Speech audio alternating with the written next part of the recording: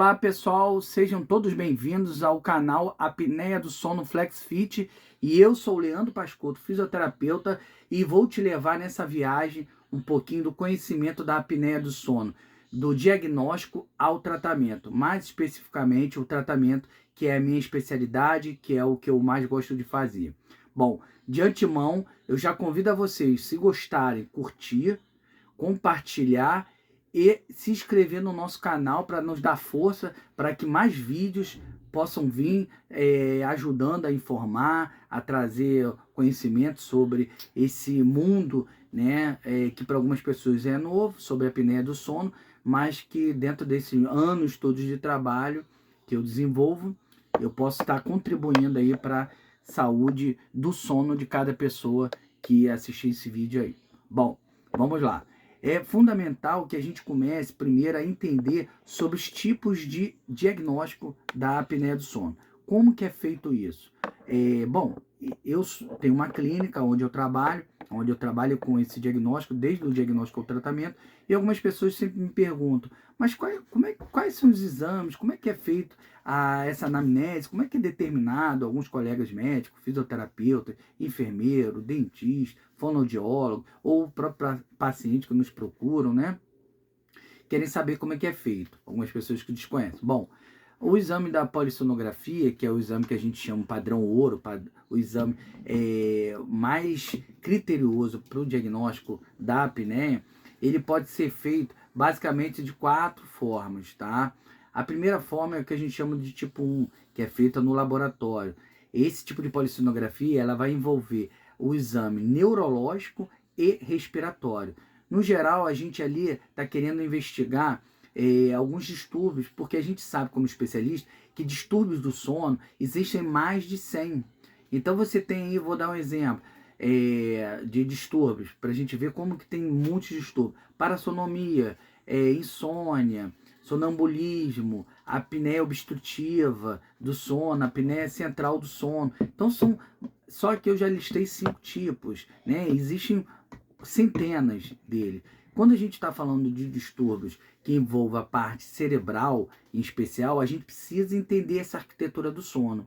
Então, o exame que vai nos ajudar a desenhar, a mostrar, evidenciar como que está essa qualidade da elétrica do sono é o eletroencefalo. Então, esse exame é feito na clínica ou domiciliar. E aí, na clínica, a gente chama de polissonografia do tipo 1. Domiciliar é o mesmo exame da clínica, porém feito na casa do paciente, com toda aquela fiação que pegue a parte central e a parte respiratória na casa do paciente, é o tipo 2. Vai ser a mesma coisa, a diferença é que a pessoa vai usar a cama dela, o quarto dela, o ambiente dela, porém também não vai poder se mexer, vai ter que ter um técnico observando ali, porque esses fios, principalmente do eletroencefalo, eles saem muito com facilidade durante a noite, então é necessário ter uma pessoa ali para toda vez que sair colocar. Então ele acaba não sendo muito viável para algumas pessoas quererem utilizar a polissonografia do tipo 2, porque você não está confortável em ter uma pessoa estranha na sua casa ali durante o exame, né? Você não vai estar sozinho fazendo. Então a pessoa acaba optando entre 1 e 2, vai optar pelo tipo 1, que é na clínica, né? No ambiente lá, que é um pouquinho mais, vamos dizer assim, não é tão fácil e agradável para a pessoa, mas ela opta porque ali é um ambiente que ela vai estar dentro de um controle, uma segurança, né? E dentro de casa ela vai estar, pelo menos são esses relatos que eu às vezes escuto, que a pessoa prefere não fazer em casa, no tipo 2, em função de ter que colocar uma pessoa estranha.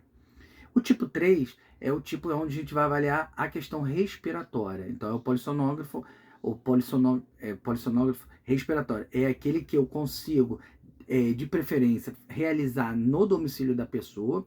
É exatamente o que a gente faz, é o polígrafo, que a gente avalia a condição respiratória. Então, esse é o exame que a gente chama de padrão ouro. Esse é o exame que vai determinar se a pessoa tem ou não apneia, tá? Porque é através da avaliação avaliação respiratória é que a gente vai saber se a pessoa tem ou não apneia, qual o tipo de apneia e E principalmente, uma das coisas que a gente busca como especialista, além da apneia, é o sofrimento do oxigênio, a queda do nível de oxigênio durante a apneia. Então, dentro da polissonografia do tipo 3, que a gente chama domiciliar, eu consigo saber, tem apneia ou não tem? Qual é o tipo de apneia, qual é o grau de apneia e qual é o nível de oxigênio que essa pessoa está tendo durante a noite. E ali a gente consegue fazer um prognóstico, né, dessa situação e dali começar a fazer um breve caminho possível de tratamento.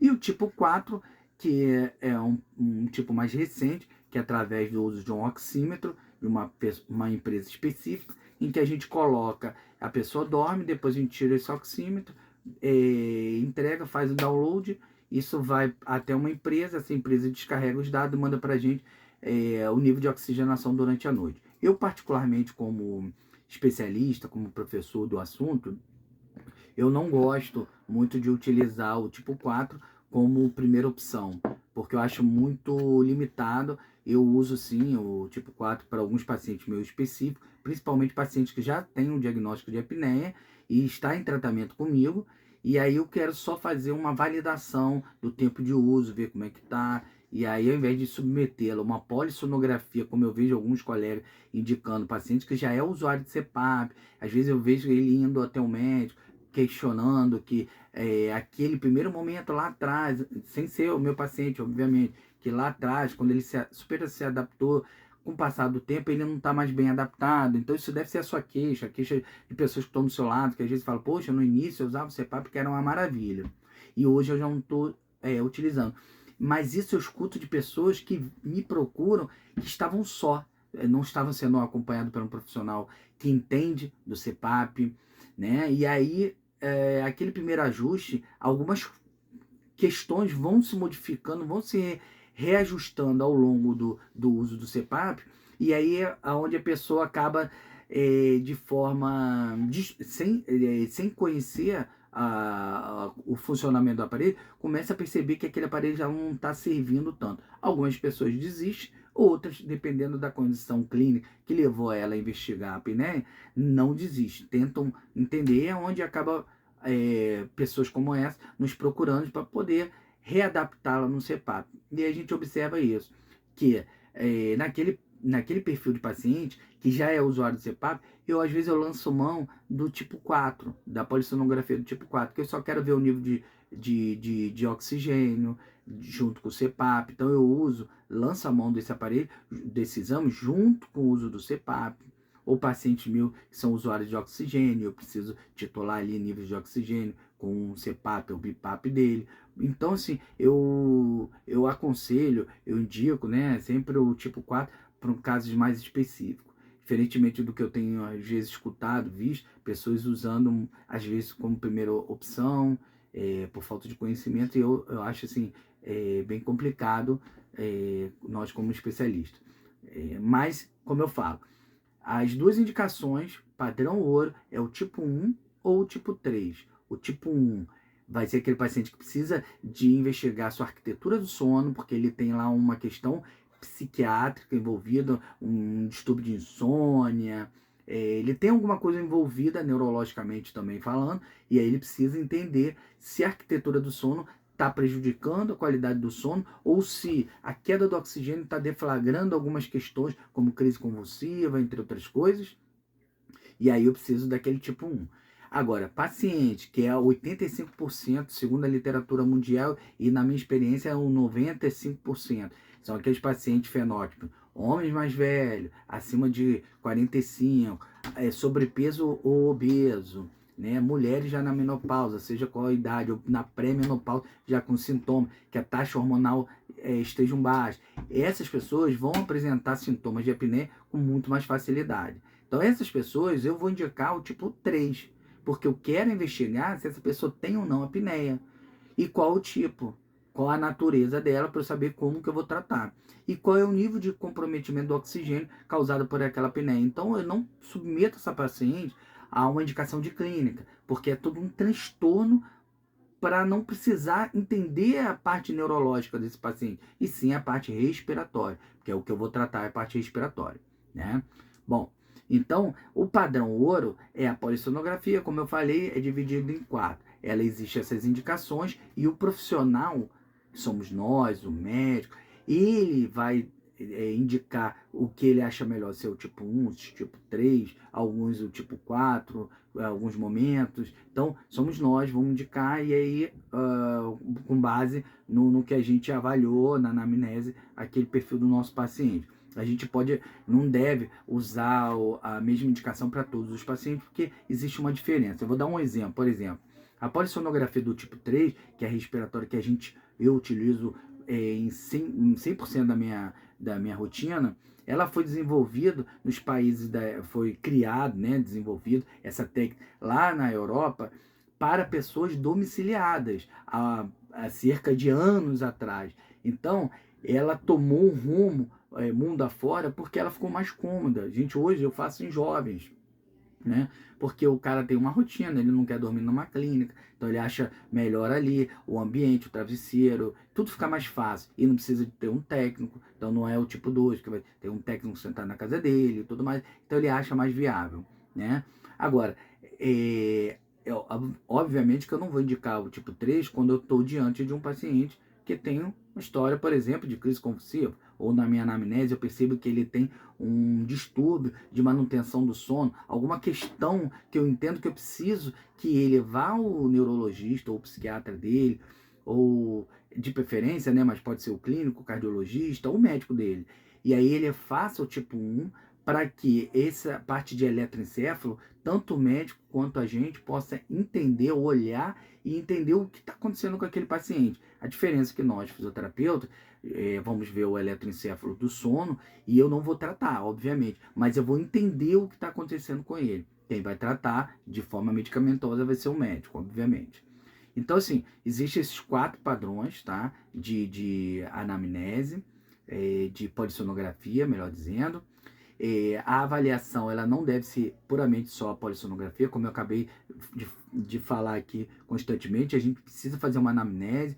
Essa anamnese vai levar em consideração a questão anatômica, a idade, o padrão de vida que aquela pessoa está levando naquele momento, vai levar em consideração algumas outras questões, por exemplo, se a pessoa fuma, se a pessoa bebe, padrões de higiene do sono. Então, dentro da minha avaliação e dentro da avaliação que a gente espera de um profissional, é que a gente faça uma abordagem de uma anamnese e aí, após, indique o tipo de polissonografia. Então, a polissonografia, ele é o padrão ouro. Sem ele, a gente realmente vai estar tratando no escuro. Existem algumas linhas que eu escuto alguns pacientes chegando, né, já com uso de CPAP, que não fizeram a polissonografia. Então, eles falam, não, eu já entrei com CPAP porque o profissional achou...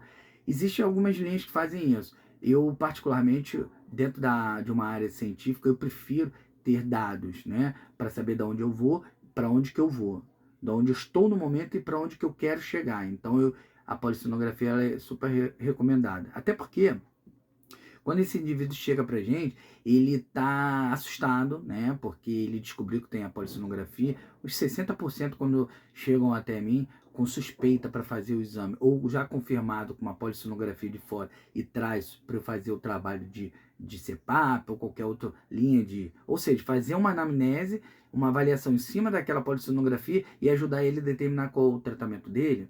Não necessariamente vai ser o CPAP, pode ser outras ferramentas. Esse paciente às vezes já chega querendo tratar para ontem. E é uma síndrome que ele vem há 10, 20, 30, 50 anos sofrendo.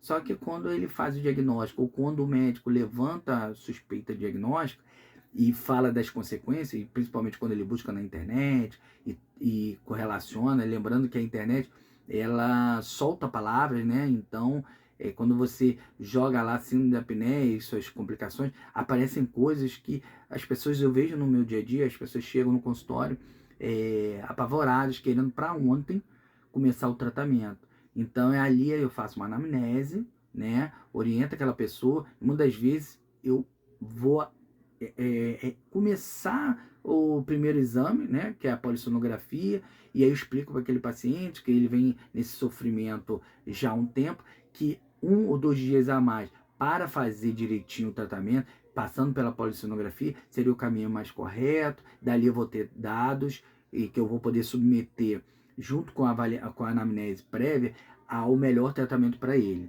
Porque se esse tratamento tiver alguma dificuldade de dar sequência, eu começo achando que aquilo ali é o caminho para ele, e esse paciente tem dificuldade, eu vou tentar entender no exame que eu tenho em mãos e na minha avaliação o que não deu certo, o que eu posso melhorar. Agora, se eu não tenho um exame, só tenho avaliação, eu vou ficar sempre achando que de repente esse paciente poderia nem ter, porque nem todo roncador tem apneia, né?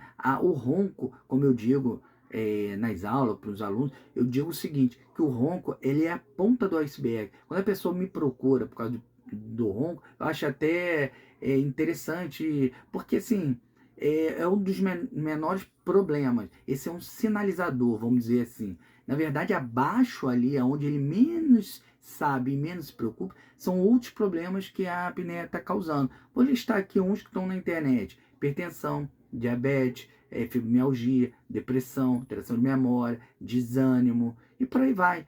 Só que muitas vezes o paciente ele senta na minha frente porque o parceiro, a parceira do lado, está questionando o barulho, a questão do ronco.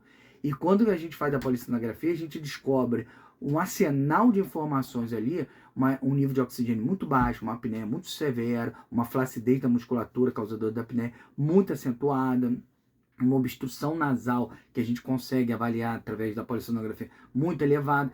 E para ele, na verdade, só o que incomodava era o ronco, né? Então, eu costumo dizer que o ronco é a base, né? Na grande maioria é o que faz nos procurar, mas abaixo disso aí tem muitas outras coisas, principalmente no jovem, no jovem adulto ou no jovem mesmo, toda aquela sintomatologia de cansaço, de hipertensão, obesidade, diabetes, ele vai atribuindo a fatores da vida, fatores do trabalho, outros fatores, menos a questão do sono. Então, às vezes só vai nos procurar quando alguém que está do lado queixa de forma absurda a questão do ronco.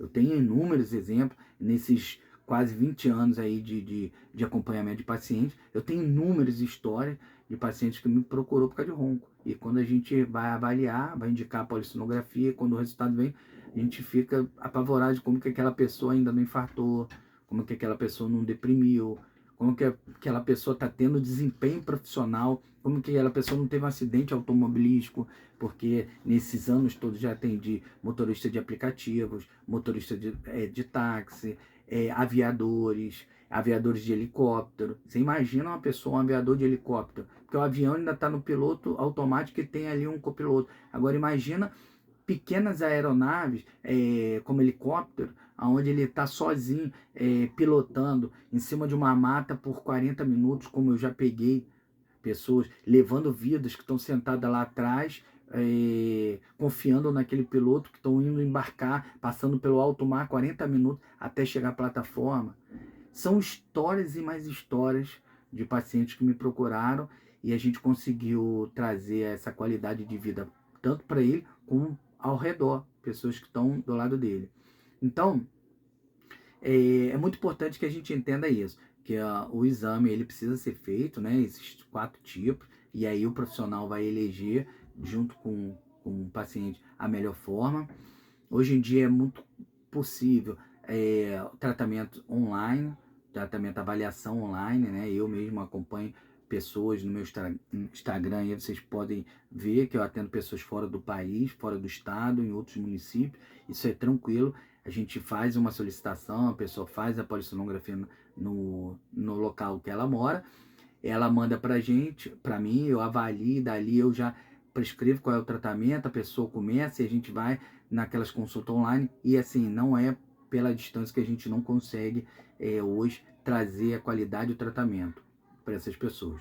Bom, então assim, espero que tenham gostado. Esse é um vídeo que eu preferi estender um pouquinho mais para poder ir um pouco mais profundo e trazer esse conhecimento para vocês da importância de investigar e das formas de investigar essa apneia do sono, tá? Outras formas só anatômicas, elas deixam um pouco a desejar. Então, realmente, o padrão ouro é a polissonografia, como eu bem citei aqui. Bom, espero que tenham gostado. Próximo vídeo que já me pediram é sobre o tratamento, e a minha ideia é trazer, né, a importância do tratamento e a importância de entender como que isso se processa lá, pulmão, via aérea superior, apneia, a base da língua. Então, o próximo vídeo, a minha ideia é essa, trazer isso aí para vocês. Espero que vocês tenham curtido, compartilhe, já deixe seu sininho ativado para que o próximo vídeo você possa participar e tá sempre nos ajudando a enganjar mais aí o nosso